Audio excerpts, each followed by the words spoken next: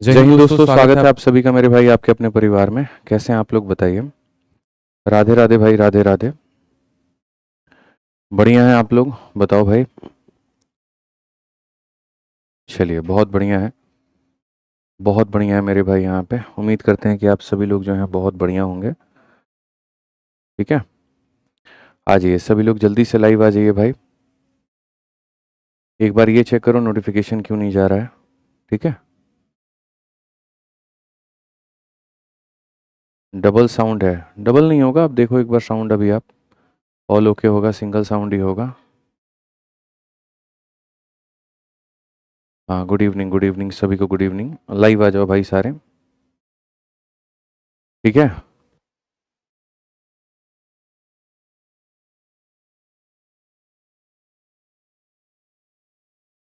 चलिए, बहुत बढ़िया है, बहुत बढ़िया है।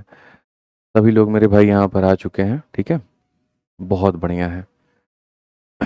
आइए, तो आगे बढ़ा जाए और आगे सारी चीज़ों को देखा जाए। लेकिन आगे बढ़ने के पहले कुछ छोटी छोटी बातें हैं जो आप लोगों से की जाएंगी। ठीक है, चलिए वो क्लास के बीच में ही मैं डिस्कस कर लूँगा, अभी नहीं डिस्कस करूँगा। पहले 2-3 क्वेश्चन करा देता हूँ और तब उसके बाद में हम लोग इसके ऊपर में डिस्कशन कर लेंगे। तो अगर आपको याद होगा तो लास्ट क्लास में मैंने आपको 2 कंसेप्ट बताया था, और वो 2 कंसेप्ट हमारे कौन-कौन से थे। तो पहला कंसेप्ट यहाँ पर ये था कि अगर 3 सर्कल को हम यहाँ ऐसे रखते हैं और बीच वाला एरिया निकालने की कोशिश करते हैं तो उसकी वैल्यू होती है r² इंटू √3 माइनस पाई/2। और अगर मान लीजिए 4 सर्कल को हम ऐसा रखते हैं और उसके बाद में बीच वाला एरिया देखते हैं तो वो 6/7 r² होता है। ये हमारा मेरे भाई यहाँ पर ये सारी चीज़ें हमारी होती हैं जो आप देख सकते हैं।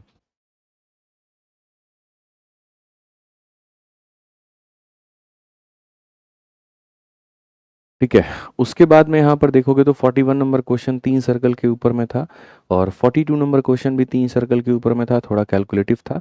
फिर एक 4 सर्कल का एग्जाम्पल भी मैंने आपको अपनी तरफ से कराया था, जहाँ पर एक रेडियस दे करके हमने इसकी वैल्यू आपसे निकलवाई थी। अब उसके बाद में यहाँ पर जो क्वेश्चन आ जाता है वो अलग आ जाता है, जहाँ पर गाय को खूंटे में बांध करके तब ये पूछा जाता है कि बताओ गाय जो एरिया चर गई, मतलब जितना घास वो खा गई, वो तो ठीक है, चलो समझ में आता है, लेकिन जो बाकी बचा एरिया रह गया मेरे भाई, वो एरिया हमारा कितना होगा और कैसे होगा। ठीक है, ये सारी बातें मेरे भाई यहाँ पर जो है वो हमसे अब पूछी जाएंगी। The area grazed by the cow and the area ungrazed by the cow, ये हमारा कितना होने वाला है। ठीक है, ये भी सवाल हमारा क्या बनता है और कैसे बनता है, इसके बारे में भी हम मेरे भाई पूरी तरीके से तसल्ली बख्श आपको सारी चीज़ें हम बता देते हैं। आपको इसके लिए परेशान होने की ज़रूरत नहीं है। तो इसमें भी मेरे भाई यहाँ पर कुल मिलाकर के हमारे सामने 2 केसेस बनते हैं, और वो 2 केसेस क्या होते हैं। ठीक है, ग्रेज्ड या अनग्रेज्ड एरिया के नाम से ये टॉपिक आपको पढ़ाया जाता है, आप इसको देखिए। ठीक है, और ये बहुत फेमस टॉपिक है, बहुत ज़्यादा पूछा जाता है सवाल इससे कई बार। ठीक है, तो ग्रेज्ड कह सकते हैं या फिर आप कह सकते हैं अनग्रेज्ड एरिया, आप दोनों के बारे में पढ़ने वाले हैं। ग्रेज्ड, और या फिर आप यहाँ पर ग्रेज्ड एंड होगा मेरे भाई। ठीक है, मैं लिख देता हूँ, अच्छे से लिख देता हूँ यहाँ पे, आपको दिक्कत नहीं आने देंगे। ठीक है, तो यहाँ पर लिखेंगे ग्रेज्ड, और उसके बाद में मेरे भाई यहाँ पर लिखेंगे अनग्रेज्ड। ग्रेज्ड हो गया और अनग्रेज्ड एरिया हो गया, और इसके बारे में आपको पढ़ना है। तो सबसे पहले ऐसे मान करके चलो कि तुम्हारे सामने सवाल कैसे आएगा। तुम्हारे सामने सवाल ऐसे आएगा, सबसे पहला क्वेश्चन जो आएगा वो ट्रायंगल पर आएगा, कि एक ऐसा मेरे भाई प्लॉट है त्रिकोणा। ठीक है, एक त्रिभुज के आकार का प्लॉट है, और इस प्लॉट में यहाँ पर क्या होता है, एक गाय को यहाँ बांधा जाता है, एक गाय को यहाँ बांधा जाता है, और एक गाय को यहाँ बांधा जाता है।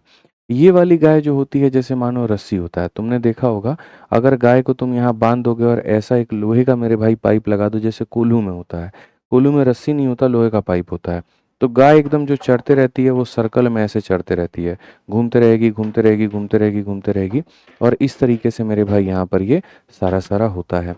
तो वैसे ही अगर हम यहाँ पर इसमें देखें तो हम यहाँ पर क्या कहेंगे, तो हम यहाँ पर मेरे भाई ये बोलेंगे, और बहुत तरीके से बोलेंगे, कि जैसे यहाँ पर ये जो गाय है, ये ऐसे मेरे भाई पूरा पूरा चढ़ते रहेगी और इस तरीके से घूमेगी। बाहर के एरिया को हम कंसीडर नहीं कर सकते, तो इसीलिए हम खाली यहाँ पर अंदर के एरिया को लेते हैं। ठीक है, अब उसके बाद उसी तरीके से यहाँ पर भी जो है ये अंदर के एरिया को खाली लेंगे, और यहाँ वाली गाय भी जो होगी वो भी खाली अंदर के एरिया इतने को चर पाएगी। ठीक है, जो पूरा मैदान होता है वो हरा भरा होता है, एकदम घास के साथ में ऐसा होता है, लेकिन जिस एरिया को गाय खा लेती है तो वो वाला एरिया ऐसे एकदम पीला कलर का हो जाता है। ठीक है। अब मान लीजिए कि ये जो ट्रायंगल हमेशा हमें दिया जाएगा ये इक्विलेटरल ट्रायंगल होगा, इसीलिए हर एक कोण का एंगल जो होगा वो यहाँ पर 60 डिग्री के बराबर में होगा। ठीक है। और साथ में जो ये गाय की रस्सी की लंबाई होगी, सारे गाय की रस्सी की लंबाई समान होगी। अगर आप देखोगे तो ये आपका आर है, तो ये भी आपका कितना है, आर है। ये भी आपका मेरे भाई आर है, तो ये भी कितना है, तो आर है। ये भी आपका आर है, तो ये भी कितना है, तो मेरे भाई आर है। तो दो चीज़ें दी जाती हैं हमेशा, एक रस्सी की लंबाई दी जाती है और एक प्लॉट का मेरे भाई यहाँ पर कहीं ना कहीं साइज दिया जाता है। ये दो बातें आपके सामने दी जाती है और दो बातें बच्चों पूछी जाती है।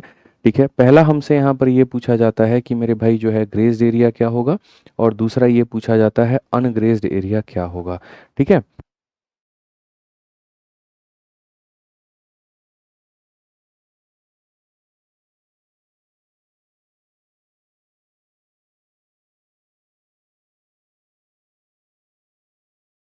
चलो एक बार एक देखो यहाँ पर, क्या तुम लोगों को मेरे भाई चैट पहले सबके दिख रहे हैं, पब्लिक हो गया है चैट? एक बार आप ही एक बार प्ले करके देखना। आपको मैं जो काम कहता हूँ आप कभी करते नहीं हो। ठीक है। चलिए मेरे भाई यहाँ पर तो हमसे सबसे पहले ये पूछा जाएगा, जो हमारे सामने मेरे भाई ग्रेज्ड एरिया होता है, यानी जो एरिया खा लिया गया है वो हमारे सामने कितना होगा। तो ग्रेज्ड एरिया की अगर हम बात करेंगे तो ये भी देखो एक सर्कल का कहीं ना कहीं सेक्टर है, ये भी कहीं सर्कल का एक सेक्टर है, और ये भी मेरे भाई एक वृत्त का एक वृत्तखंड है यानी सेक्टर है। यानी हमारे पास में जो है, ठीक है। चलिए, बहुत बढ़िया। आप लोगों को बाकी लोगों का चैट नहीं दिख रहा है क्या? ठीक है, कोई बात नहीं। इसके ऊपर में हम लोग जो है देख लेंगे, बाकी लोगों के चैट को हमने ही बंद किया हुआ है। ठीक है। तो अभी थोड़ा सा मुझे समय दीजिए, 1 मिनट दीजिए, मैं बता देता हूँ। ठीक है।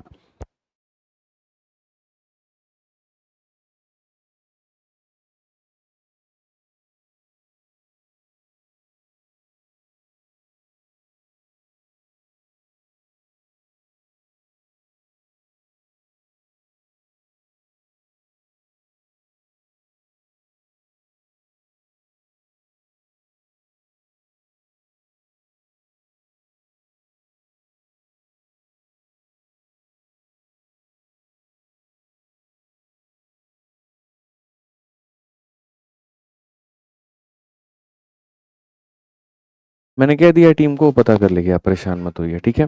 तो यहाँ पर ग्रेस्ड एरिया की बात करें तो ग्रेस्ड एरिया हमारा क्या क्या होता है, 1 भाग, 2 भाग, 3 भाग, यानी कहीं ना कहीं मेरे भाई 3 भाग। अब देखो, जैसे अगर हम कोई भी सर्कल का यहाँ सेक्टर हम बनाते हैं, तो कोई भी सेक्टर बनाते हैं तो उसमें जो एंगल होता है वो हमारे सामने थीटा होता है। कोई भी यहाँ वृत्तखंड का जो क्षेत्रफल होता है वो कैसे होता है, तो हम ऐसा कहते हैं पाई आर स्क्वायर जो है पूरा का पूरा 360 का है। तो हमें पता कितने का करना है, तो हमें पता किसका करना है, थीटा का करना है। तो वैसे ही अगर हम यहाँ देखेंगे तो हम यहाँ पर क्या कहेंगे, हम बोलेंगे सर ये पाई आर स्क्वायर जो है पूरा पूरा 360 का है, और यहाँ पर हमें क्या पता करना है, 60 60 60 यानी 180 का पता करना है। तो अगर हम इसे काटेंगे तो हम यहाँ पर क्या कहेंगे, तो हम यहाँ पर ये बोलेंगे पाई आर स्क्वायर बाई 2। क्या बोलेंगे मेरे भाई, पाई आर स्क्वायर बाई 2 बोलेंगे यहाँ पे। यानी जो एरिया चरा जा चुका है, जो एरिया मेरे भाई खाया जा चुका है, तो उसको बोलते हैं पाई आर स्क्वायर बाई 2 बोलते हैं। क्या बोलते हैं मेरे भाई, पाई आर स्क्वायर बाई 2 बोलते हैं। ठीक है। और जो एरिया हमारे सामने लेफ्ट है, यानी जो अनग्रेज्ड है, उस अनग्रेज्ड को मेरे भाई यहाँ पर हम कैसे कहेंगे, तो उस अनग्रेज्ड एरिया को अगर हम बात करें तो उसको कहने के लिए हम ये कहेंगे कि पूरे ट्रायंगल के एरिया में से जिस एरिया को खा लिया गया उसको माइनस कर दो। तो पूरे ट्रायंगल का एरिया हमारा किसके बराबर होगा, तो पूरे ट्रायंगल का एरिया हमारे सामने √3/4 a² होगा, और उसमें से जो एरिया को खा लिया गया आप यहाँ पर उसको माइनस कर दो, तो मेरे भाई यहाँ पर ये अनग्रेज्ड एरिया निकल करके चला आएगा। उसमें से मेरे भाई यहाँ पर क्या होगा, तो अनग्रेज्ड एरिया हमारा निकल करके चला आएगा। वैसे ही अगर हम यहाँ पर बात करें तो हम मेरे भाई यहाँ पर जो है ये बोलेंगे, सिमिलर मेरे भाई यहाँ पर जो 4 वाला केस बनता है उसमें हम यहाँ पर क्या देखेंगे, तो यहाँ पर मैंने मान लीजिए कि अब स्क्वायर का प्लॉट है। यहाँ पर अब हमने 1 नहीं, 2 नहीं, 3 नहीं, 4 गाय हमने बांध दी है। ठीक है। तो चारों गाय बांधी है तो वो कैसे चरेंगे, तो यहाँ पर पहली वाली गाय है जो इस तरीके से मेरे भाई, दूसरी वाली गाय है इस तरीके से, तीसरी वाली जो गाय है इस तरीके से, और चौथी वाली जो गाय है वो इस तरीके से। मान लीजिए ये पूरा पूरा घास खा जाती हैं। जिस एरिया को वो खा जाती हैं वो पीले कलर से, और जिस एरिया को वो नहीं खा पाती हैं वो हरे कलर से। तो दोनों चीज़ें आपके सामने पूछी जाती हैं। फिर से मेरे भाई यहाँ पर ये सवाल आ जाता है, और ये सवाल में यहाँ पर क्या होता है, इसका रेडियस दे दिया जाएगा और पूरे वाले का साइड दे दिया जाएगा। ये एंगल हमेशा 90 के बराबर में होगा, और आपसे यहाँ पर ये पूछा जाएगा कि बताओ वो लोग कितना एरिया खा गया और कितना एरिया बचा हुआ है। तो अगर कभी तुम यहाँ पर ग्रेज्ड एरिया बच्चों निकालने जाओगे, तो ग्रेज्ड एरिया का मतलब जो एरिया वो खा चुके हैं, तो वो कैसे निकालोगे? तो बोलोगे सर देखो पाई आर स्क्वायर जो होता है वो 360 का मान है, और हमें जो निकालना है वो कितने का?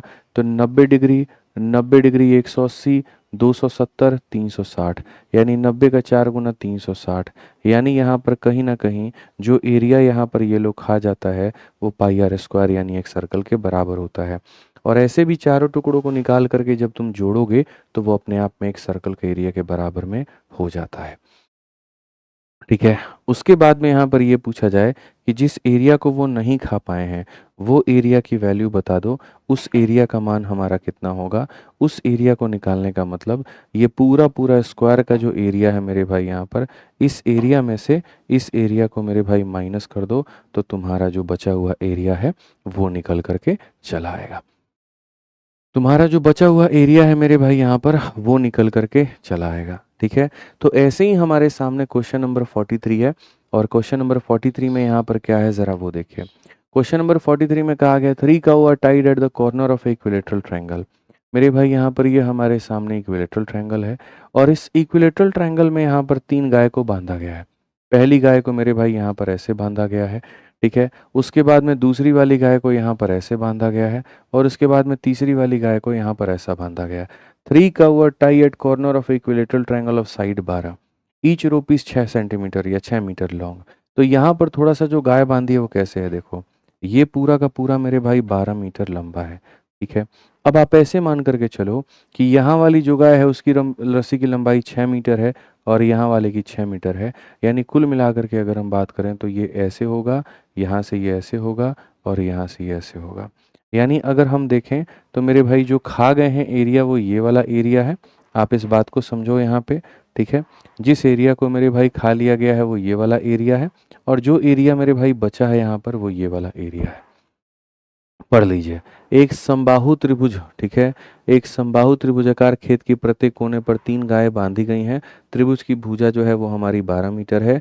रस्सी की लंबाई हमारे सामने कितनी है, तो 6 मीटर और 6 मीटर मिलाकर के 12 मीटर है। गाय केवल खेत के अंदर ही चर सकती है, तो मेरे भाई जो बिना चरे वाला एरिया है, अनग्रेज्ड है, उसकी वैल्यू बताओ। तो यहाँ पर सीधी सीधी सी बात है, जिस एरिया को तुम नहीं खा पाए, जिस एरिया को मेरे भाई तुम यहाँ पर नहीं खा पाए, वो अनग्रेज्ड एरिया यहाँ पर क्या कहलाएगा। अनग्रेज्ड एरिया को कभी भी निकालने के लिए पूरा का पूरा त्रिभुज का एरिया लेना होता है। पूरे त्रिभुज का एरिया कितना होता है, तो √3/4 ए स्क्वायर होता है, और उसमें से मेरे भाई यहाँ पर 60 60 60 180 डिग्री, 180 डिग्री का मतलब हो गया कि मेरे भाई एक सेमी सर्कल, यानी इसके एरिया को घटा देना है। इसके एरिया को क्या करना है, तो घटा देना है। अगर हम देखें तो हम यहाँ कहेंगे √3/4 इंटू ए का स्क्वायर, और ए हमारा कितना है, तो मेरे भाई 12 है। तो यहाँ पर मेरे भाई हो जाएगा 12 इंटू 12 हो जाएगा। उसके बाद अगर आप यहाँ देखोगे तो ये पाई आपका रहेगा ही रहेगा। रेडियस कितना है, 6 है। 6 का स्क्वायर हमारे सामने 36 है, बट्टे में हमारे सामने 2 हो जाएगा। अगर हम यहाँ देखें तो हम यहाँ पर क्या कहेंगे, 4 से हम काटेंगे 3 बार में, 2 से हम काटेंगे 18 बार में, कुल मिलाकर के हमारे सामने क्या होगा, 36√3 होगा। क्या हो जाएगा, 36√3, और यहाँ क्या होगा, तो 18 पाई होगा। आप मेरे भाई यहाँ पर इसको मैनेज करो। 36√3 माइनस 18 पाई कौन सा ऑप्शन है, ऑप्शन नंबर ए जो है आंसर है। ऑप्शन नंबर ए जो है मेरे भाई यहाँ पर क्या है, तो आंसर है। ठीक है। आप इस बात को समझिए। तो अगर इस सवाल में अगर आप मेरे से पूछना चाहते हैं कि सर उत्तर क्या होगा, तो इस सवाल में उत्तर आपका ऑप्शन नंबर ए होगा। ठीक है। अब चलिए इसके अलावा मेरे भाई 2-3 कमेंट्स का मैं उत्तर दे देता हूँ। काफ़ी लोग ये कह रहे हैं कि मेरा ये वाला क्लास नहीं दिख रहा है, मेरा ये वाला क्लास नहीं दिख रहा है। तो उसके बारे में भी हम आपको मेरे भाई छोटी-छोटी बातें बता दें। सबसे पहले देखो यहाँ पर मैं 2 बैचेज़ में बता चुका हूँ। ठीक है। लेकिन उसके बाद भी अब तीसरा तुम्हारा ही बैच बाकी रह गया, तुम लोगों के भी बैच में बता देता हूँ, और वो क्या है। पहले भी बता दिया था, दोबारा भी बता देता हूँ, ठीक है। मेरे भाई आप लोगों की जो क्लास है वो पहले मान लीजिए यहाँ पर ये जो क्लास आपका ये जो एप्लीकेशन है, ठीक है, ये एप्लीकेशन मेरे भाई यहाँ पर क्या था, ये एप्लीकेशन आपका एक पहले एक्स कंपनी के जो है माध्यम से चल रहा था और अब ये जो एप्लीकेशन है ये वाई कंपनी के माध्यम से चल रहा है। इस एस एक्स कंपनी के साथ में जब हम लोग जुड़े हुए थे तो यहाँ पर इनके साथ में कुछ समस्याएं आ रही थी, कुछ सर्वर का इशू आ रहा था, कुछ आप लोगों की ज्वाइनिंग जो हो रही थी वो लेट हो रही थी। जैसे मान लीजिए 4:30 की क्लास है तो आप 4:40 में, 4:50 में, 4:55 में यहाँ पर क्लास का नोटिफिकेशन मिल रहा है, तब आप जुड़े रहे थे। थोड़ा हमें पीडीएफ अपलोड करने में और बाकी समस्याएं हमारी आ रही थी, तो इसीलिए मेरे भाई यहाँ पर जो है इस कंपनी के साथ में हमने पूरा पूरा ख़त्म करके और नई कंपनी के साथ में हमने मेरे भाई आपकी क्लासेस की शुरुआत की है, ठीक है। अब ये जो कंपनी थी, इस कंपनी के सर्वर पर काफ़ी सारा वीडियो है, इस कंपनी के सर्वर पर काफ़ी सारा पीडीएफ है, इस कंपनी के सर्वर पर काफ़ी सारा टेस्ट है। तो जब मेरे भाई हम यहाँ से यहाँ पर आते हैं ना, तो लगभग हमारे सामने 80% से 90% तक का डेटा माइग्रेट हो जाता है, ट्रांसफ़र हो जाता है।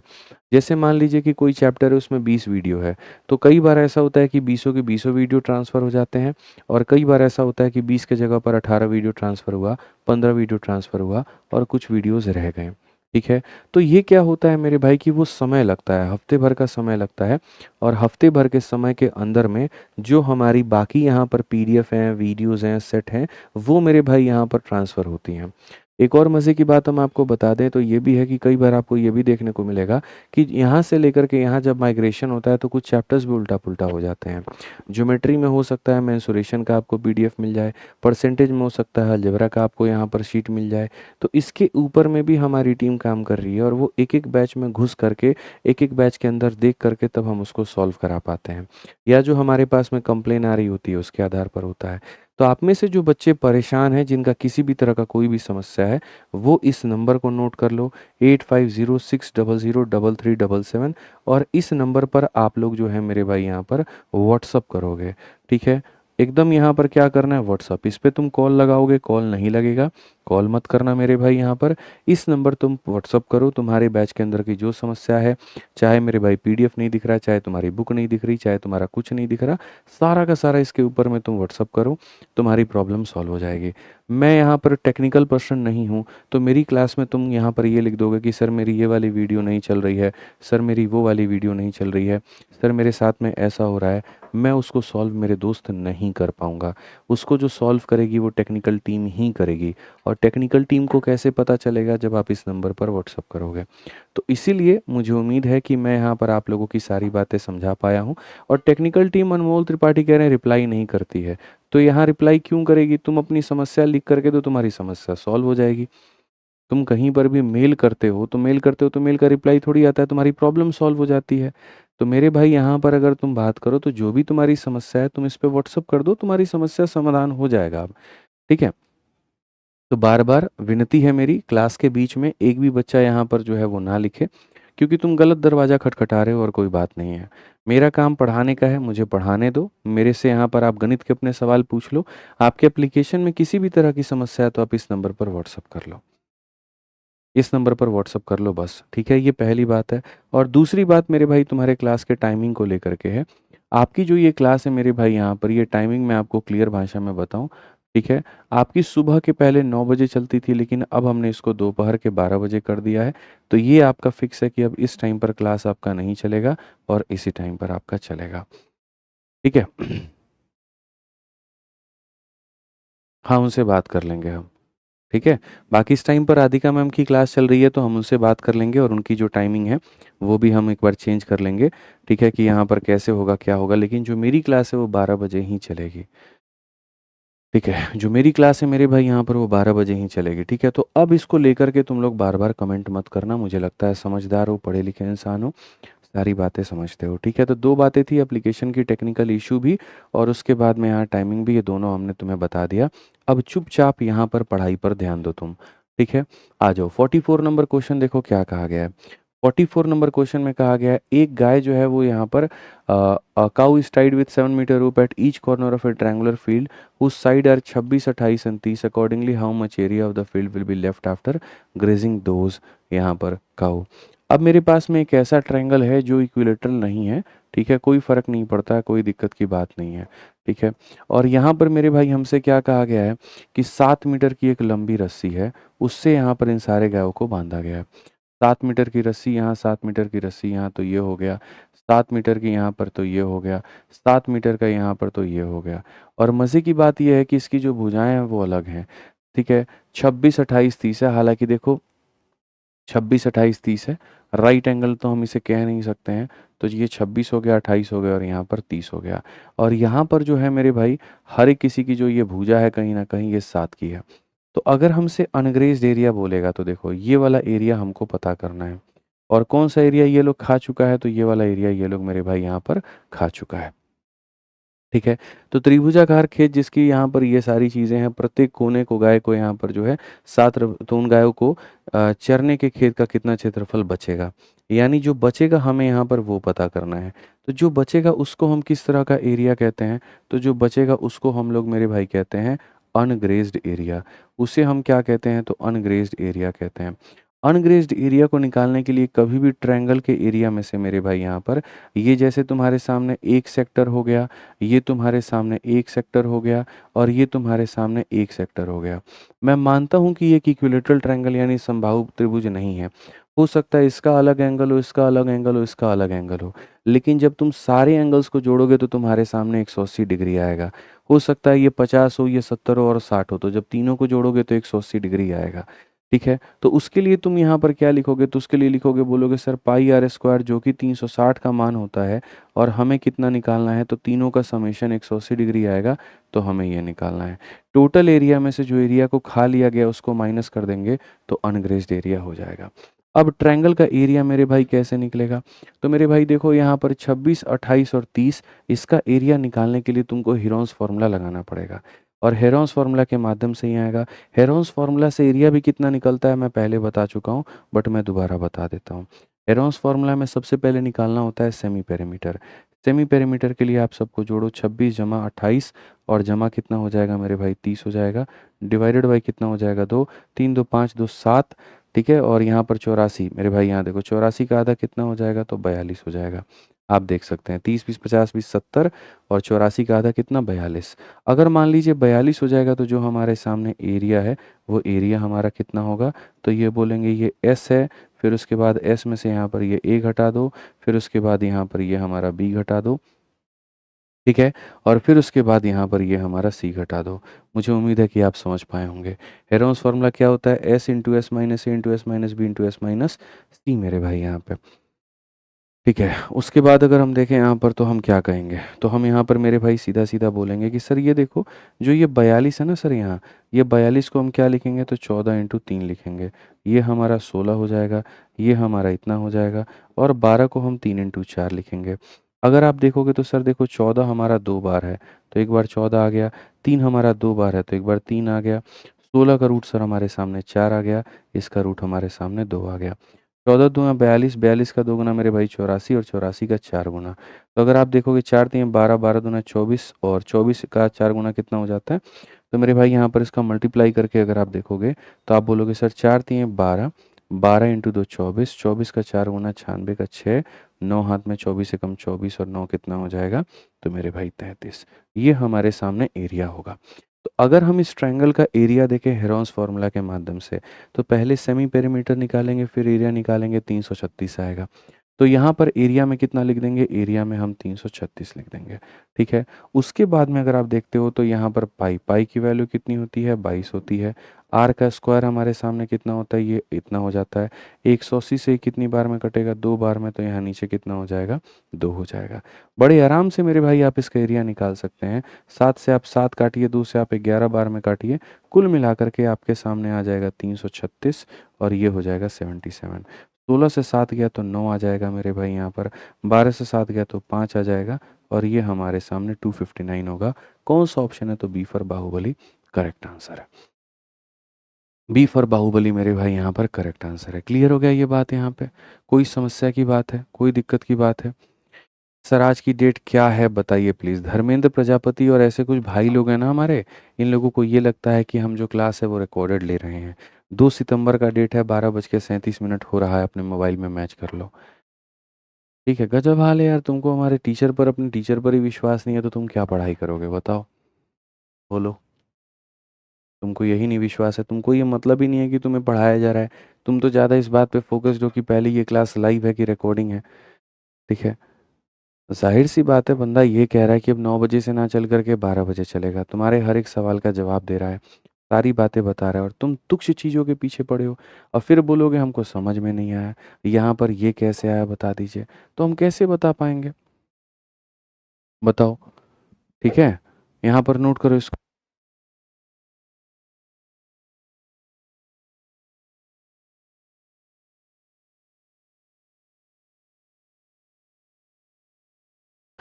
ठीक है, आ जाइए चलिए।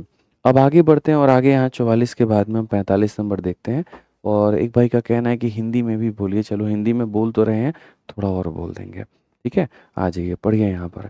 अब इसमें यहाँ पर क्या कहा गया? The side of a triangle are 10, 24 and 26। ठीक है, at each of it vertices circle of radius इतना are drawn. What is the area of the triangle excluding the portion cover by this sector? आसान भाषा में ये भी चीज़ वही है, लेकिन जैसे मैंने मेरे भाई ये त्रिभुज के भुजाओं को देखा तो मेरे दिमाग में आ गया कि एक समकोण त्रिभुज है, राइट एंगल ट्रायंगल है। मेरे भाई ये 5, 12, 13 वाला कहानी है। तो यहाँ पर ये मेरे लिए और थोड़ा आसान बन जाता है। तो आसान बन जाता है तो यहाँ पर सवाल क्या है?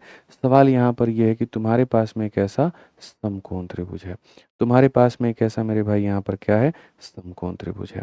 उसके बाद में यहाँ पर क्या कहा गया पढ़िए? एक त्रिभुज की भुजाएं 10, 24 और 26 हैं। तो ऐसे मान के चलो ये 10 हो गया, ये हमारे सामने 24 हो गया, और ये हमारे सामने 26 हो गया।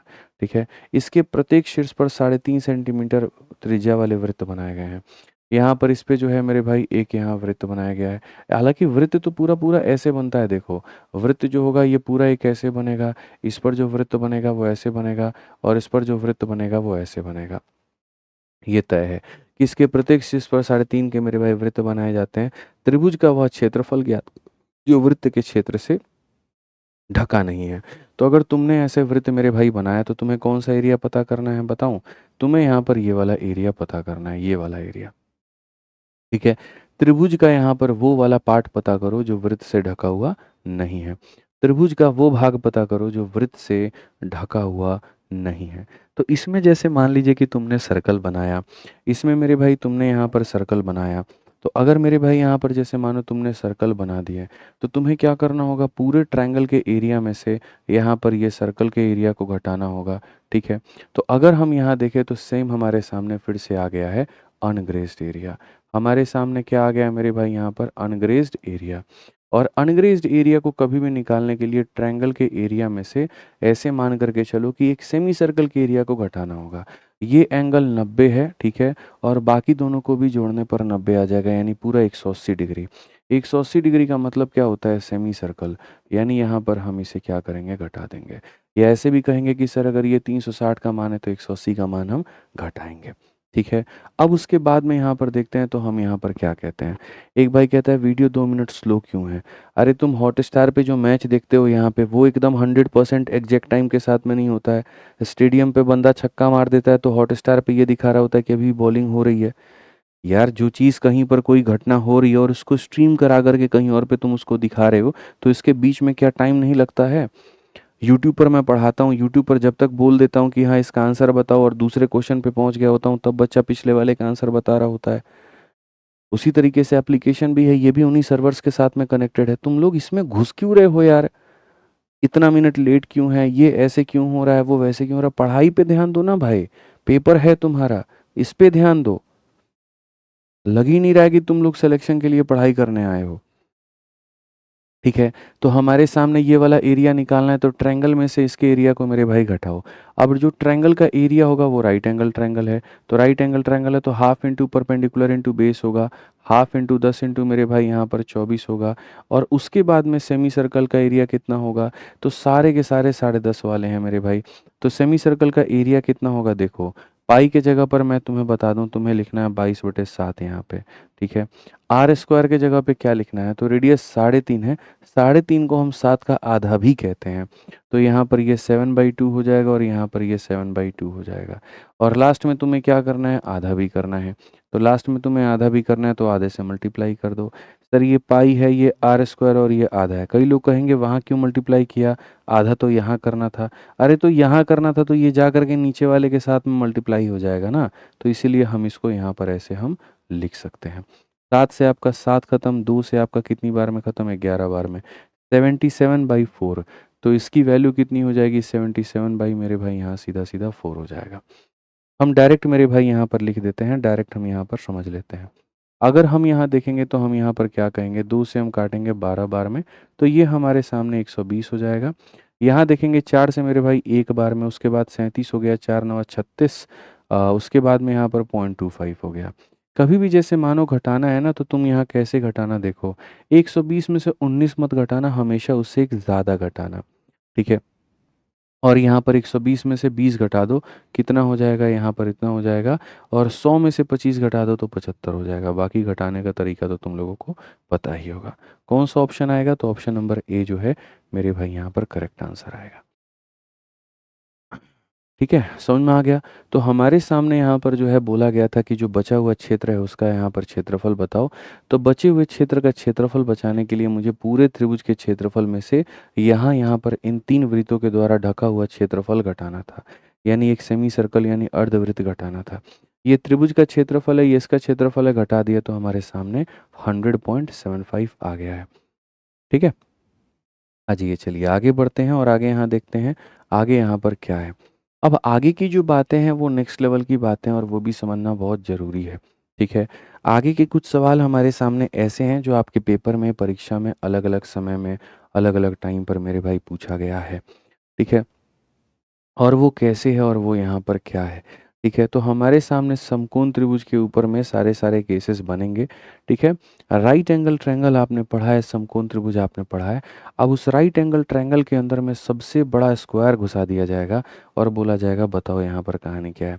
ये राइट एंगल ट्रायंगल है, सबसे बड़ा स्क्वायर है, उसके बाद में यहाँ पर ये, और ये सारी चीज़ें जो हैं तुमसे मेरे भाई यहाँ पूछी जाएंगी। इतना तुम्हें गहराइयों में मैं लेकर के नहीं जाऊँगा, तुम परेशान मत हो। नॉर्मल चीज़ें मैं बताऊँगा और उससे तुम्हारा ये हो जाएगा, इतना तुम्हें घुसने की ज़रूरत नहीं है। ठीक है, टोटल मेरे भाई यहाँ पर 3 केसेस बनते हैं, जिसमें से 2 राइट एंगल में बनता है और एक इक्विलेटरल ट्रायंगल में बनता है। अगर हम क्वेश्चन में यहाँ देखें तो ये सारे के सारे राइट एंगल के क्वेश्चन हैं, सारे के सारे समकोण त्रिभुज के क्वेश्चन हैं। कोई भी ऐसा मेरे भाई यहाँ पर नहीं है जो अभी आपका कहीं पर भी जो है, ठीक है, इक्विलेटरल ट्रायंगल। चलो 3 मेरे भाई यहाँ पर केसेस बनते हैं और हम तीनों केसेस को बताते हैं। और बहुत तरीके से ये क्षेत्रमिति का बहुत ही महत्वपूर्ण भाग है, तो आप यहाँ देखो। तो एक हम आपको स्पेशल केस पढ़ा रहे हैं और वो स्पेशल केस मेरे भाई यहाँ पर क्या है, ज़रा आप उस स्पेशल केस को देखिए। ठीक है, स्पेशल केस को मेरे भाई देखिए क्या है। ठीक है, तो अगर हम यहाँ पर स्पेशल केस को देखें तो हम यहाँ पर क्या कहेंगे। तो पहला मेरे भाई यहाँ पर ये होगा कि जैसे एक हमारे सामने ये ट्रायंगल हो गया, ठीक है।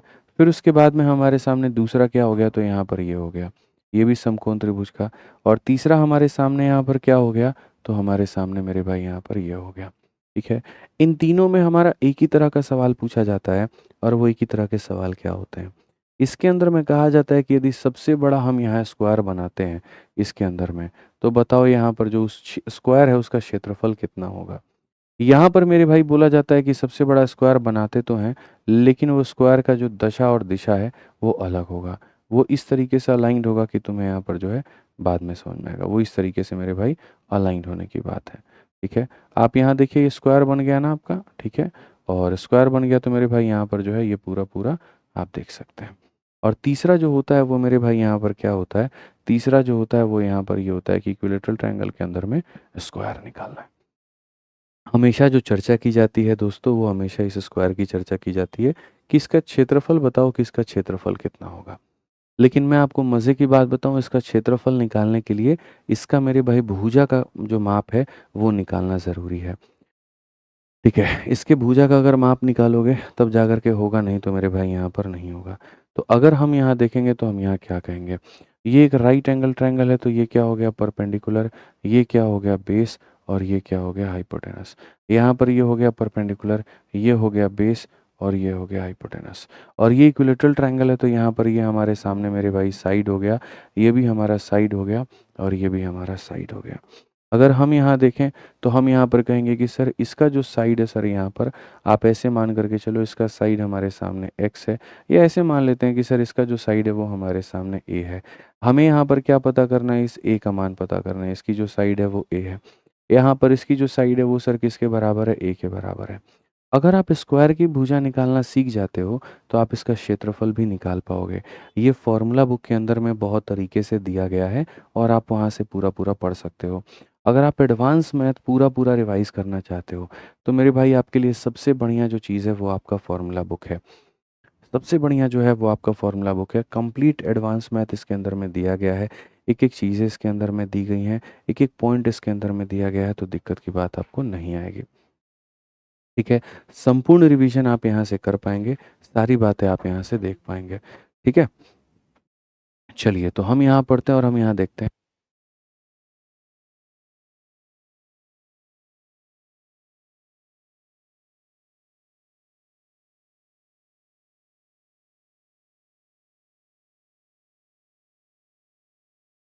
आइए चलिए तो मेरे भाई यहाँ पर हम लोग देखते हैं और यहाँ पर हम लोग समझते हैं और यहाँ पर क्या है ज़रा बताओ। तो यहाँ पर अगर हम देखेंगे तो हमसे जब भी ये होगा ना तो एक कॉमन फार्मूला होता है, और वो कॉमन फार्मूला मेरे भाई यहाँ पर क्या होता है, तो वो कॉमन फार्मूला हमारा कुछ इस प्रकार से होता है कि कभी भी अगर तुमको इसका साइड चाहिए तो मेरे भाई मैं बता देता हूँ तुम्हें, जो कॉमन फार्मूला वो हमेशा ऐसा होता है कि 1 में जो इसका साइड होता है यानी स्क्वायर का साइड होता है ये बराबर होता है किसके, ठीक है। या आप ऐसे भी कह सकते हैं सर यहाँ पर 1/b तो a+b, तुम सीधा सीधा ऐसा कह सकते हो कि जो फॉर्मूला होता है वो ऐसा होता है कि साइड बराबर perpendicular into base divided by perpendicular plus base. ये एक कॉमन फॉर्मूला होता है जो हर जगह पर अप्लाई होगा।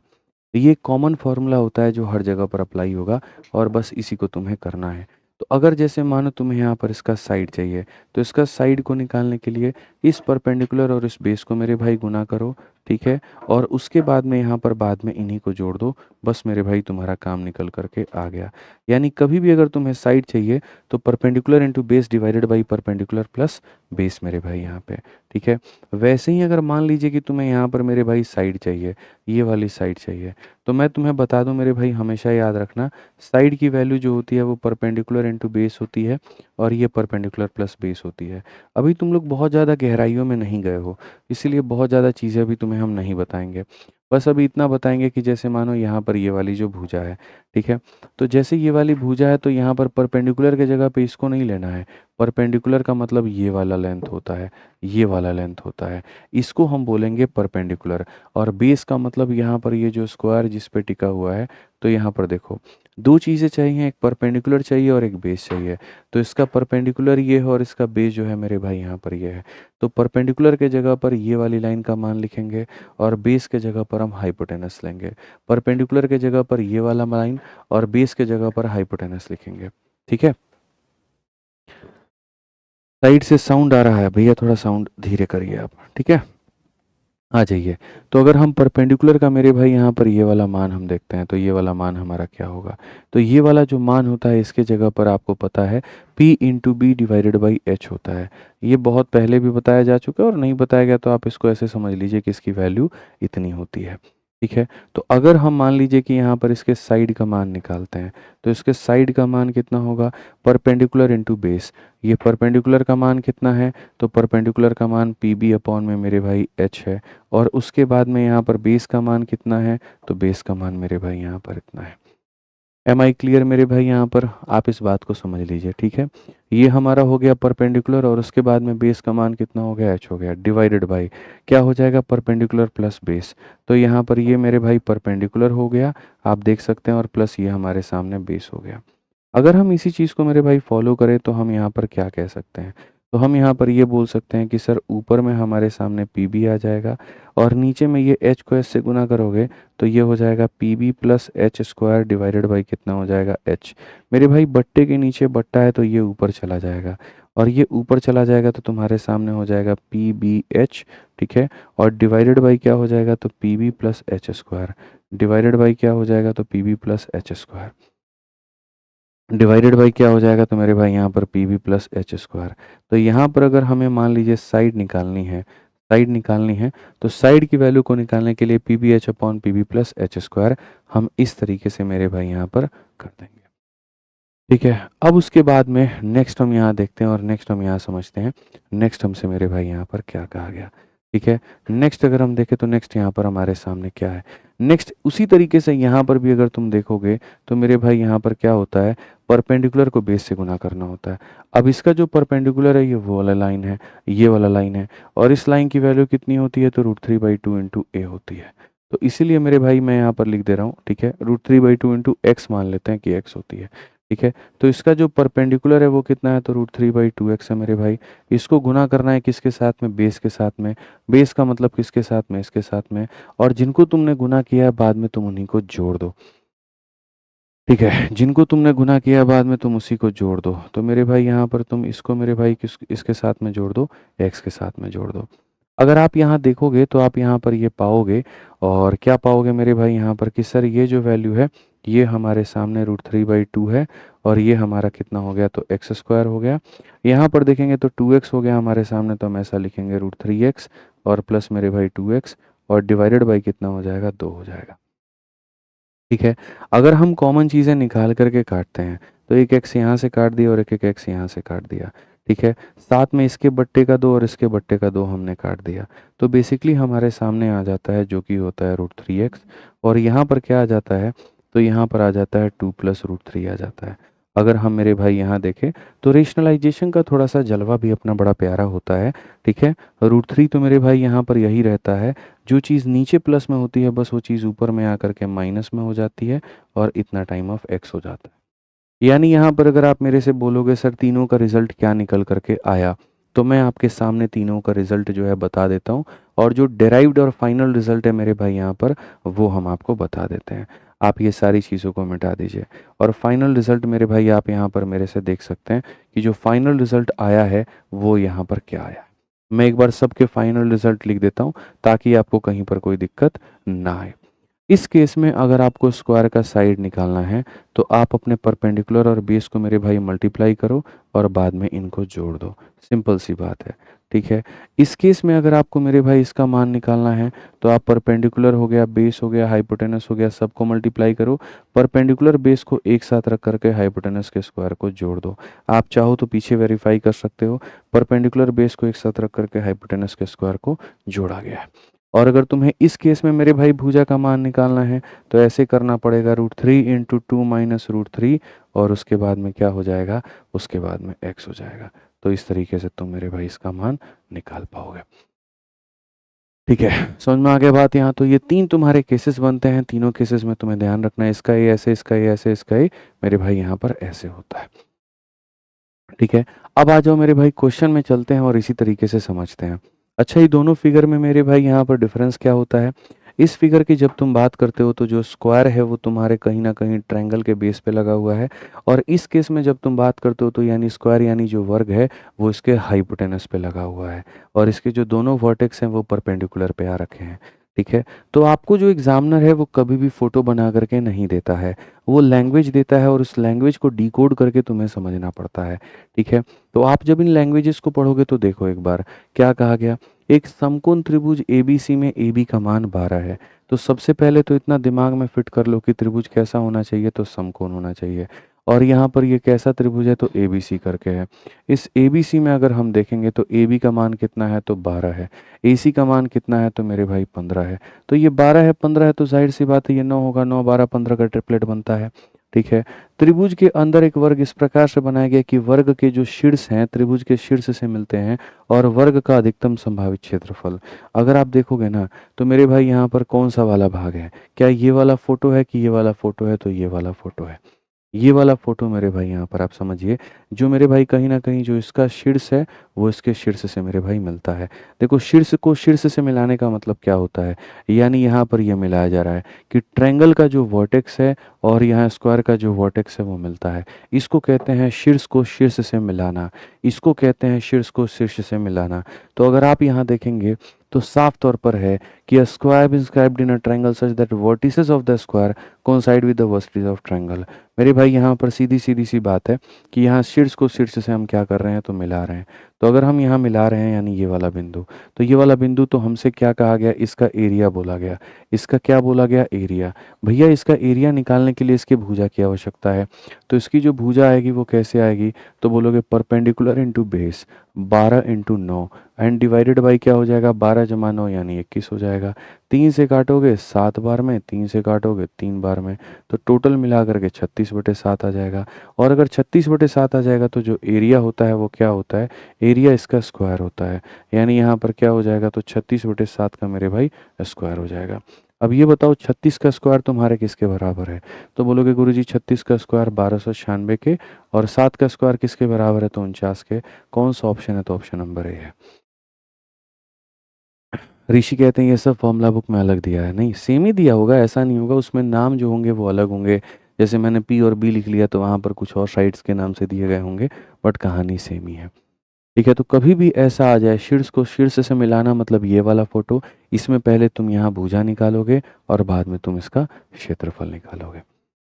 क्लियर है ये बात, यहाँ कोई दिक्कत की बात है तो बता दो।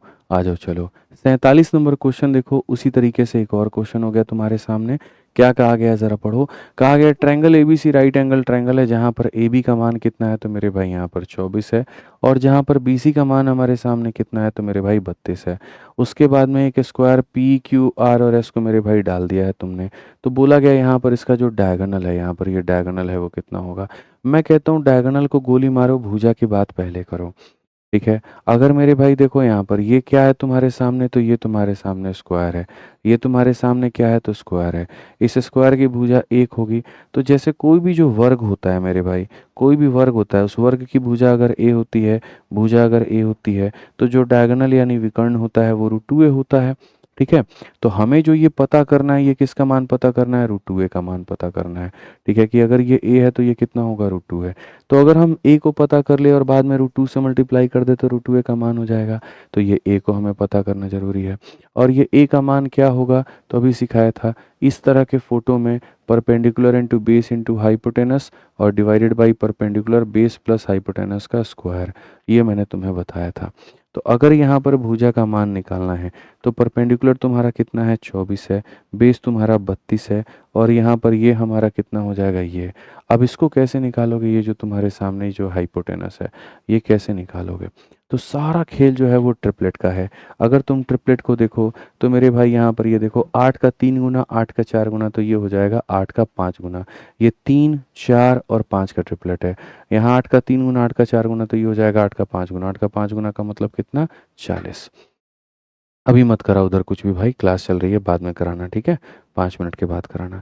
तो ये P हो जाएगा, ये इतना हो जाएगा, और H का मान हमारा कितना है, तो H का मान हमारा 40 है। ठीक है, डिवाइडेड बाई क्या हो जाएगा, डिवाइडेड बाई 24 इंटू 32, और प्लस हमारे सामने क्या हो जाएगा मेरे भाई, 40 का स्क्वायर। मत कराओ अभी कुछ भी, 10 मिनट बाद कराना। अगर हम यहाँ देखें तो हम यहाँ पर क्या कहेंगे, तो हम बोलेंगे सर इसको ऐसे ही रहने देते हैं, 24 इंटू यहाँ पर जो है 32 इंटू कितना रहने देते हैं, 40 रहने देते हैं। और यहाँ पर क्या करेंगे, तो यहाँ पर मेरे भाई बोलेंगे जैसे 24 का 2 गुना 48 का 8, ठीक है, 4 पास में, 24 का 3 गुना 72 और 4 76 हो जाएगा। 40 का स्क्वायर हमारे सामने 1600 हो जाएगा। अगर हम देखें तो मेरे भाई यहाँ पर जो है 2368 कितना हो जाएगा, 2368 हो जाएगा। तो यहाँ पर क्या हो जाएगा, 2 हो गया, 3 हो गया, 6 हो गया, 8 हो गया।